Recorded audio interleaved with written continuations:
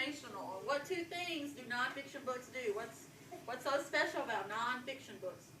Emma? They teach you something, and what are they about usually? Harrison?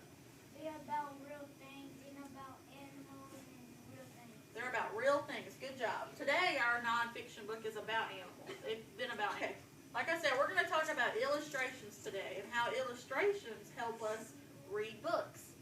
It says illustrations show us what the words mean in a book. Say I was reading a book to you guys and you didn't understand one of the words I read. What could you look at in the book to help you?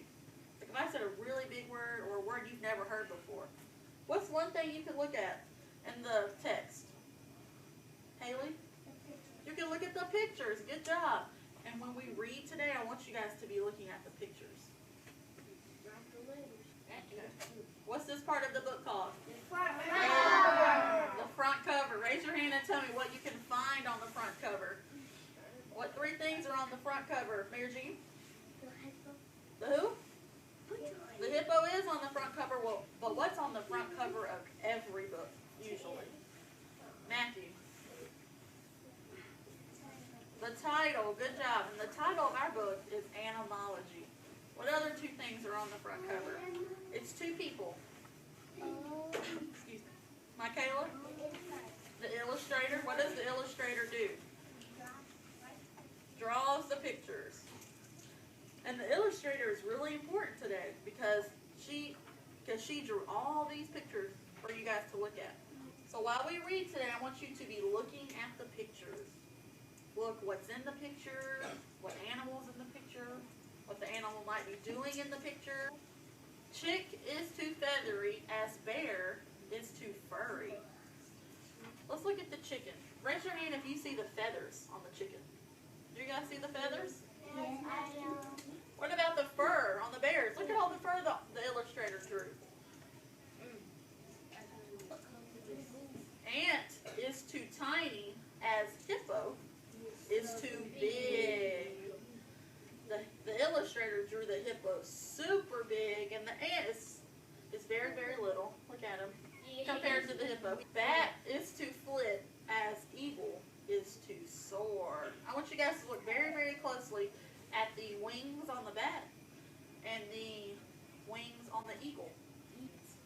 Someone raise their hand and tell me how they're different. They both have wings, but how are their wings different? Michaela? Okay, which one? The bat? No, the eagle. Okay, what else? How else are the wings different on these two animals? Harrison?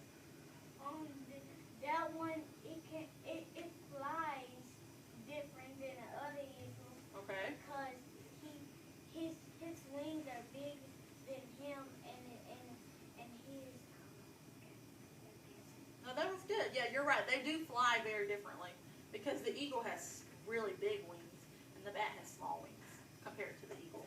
Okay, one more difference. Look at what's on the eagle's wings. What does this look like? Does the bat have those? No. Allie, what's on the eagle's wings? Fur?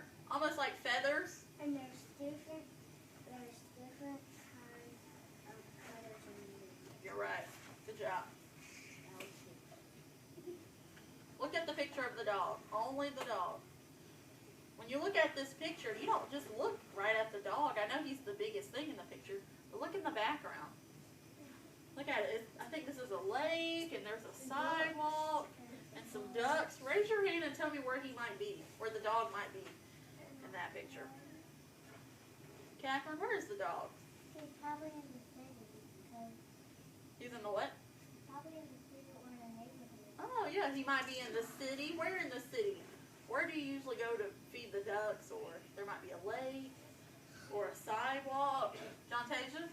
The park. The park. Good job. I think he's at the park. Okay, now look at the lion.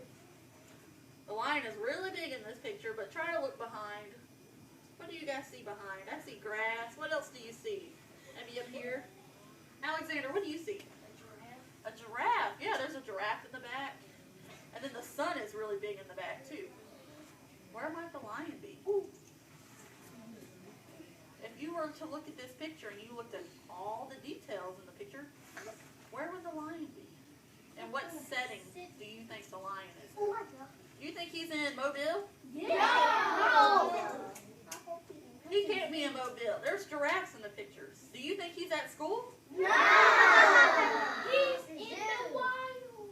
Say it again, Alexander. He's in the wild. Good job. He's in the wild because there are other animals in the picture. Amphibian is to frog as mammal is to moose. Everyone say amphibian. Amphibian. A frog is an amphibian because of the type of skin he has. And a moose is a mammal because what do we remember about mammals? Who was listening last week? What do we remember about mammals? Catherine? Good job. Something about their skin. What's on their skin? Emma? You're correct. Fish is to flounder as bird is to goose. Look at the flounder.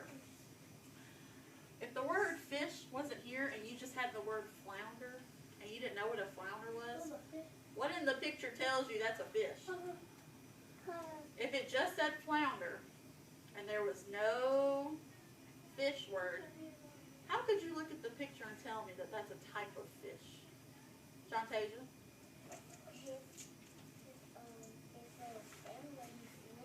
Oh, his fins?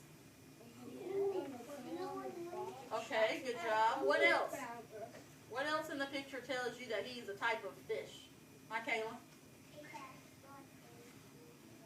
He's in water and it has sharks.